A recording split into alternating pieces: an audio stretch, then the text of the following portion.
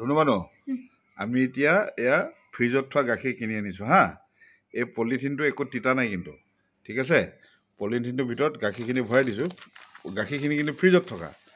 এতিয়া মোক তুমি ক'ব লাগে, এই পলিথিনটো বাহিৰত এই যে পানী পানী হৈছে, পানী কেলৈ হৈছে? পলিথিনটো বাহিৰত যে পানী হৈছে, এইবিলাক পানী পানী জমা হৈ যায়, পানী দেখিছে নাই? এয়া পানী হৈছে। মোৰ মতে ইয়াৰ যোনটো ঠাণ্ডা ভাৱখিনি সেইখিনি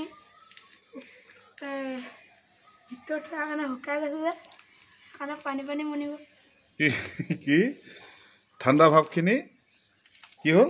ঠাণ্ডা ভাৱখিনি তাৰ ভিতৰত আছে যে এখন মানে কি কয় গৰম হৈছে নাই, সেইকাৰণে পানী মনি গ'ল।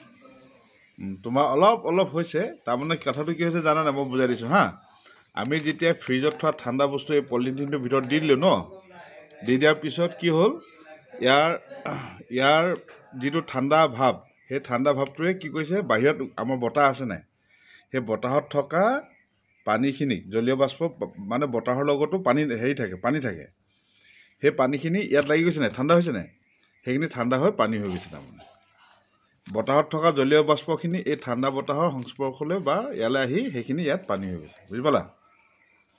বুজি পাইছেনে? এতিয়া কোৱাচোন কি কাৰণে হ'ল? ওচৰলৈ আহিলা তুমি, ওচৰলৈ আহি পিনে কোৱাচোন ভালকৈ। আৰু অকণ ওচৰলৈ আহিলোৱা জল্দি।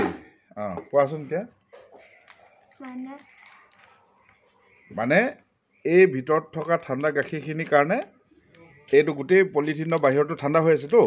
এতিয়া বতাহত যিখিনি পানী আছে, বতাহটো লাগি গৈছে নাই, সেই বতাহত যিখিনি পানী আছে, সেই পানীখিনি ঠাণ্ডা হৈ ইয়াত পানী হিচাপে দেখা দিছে।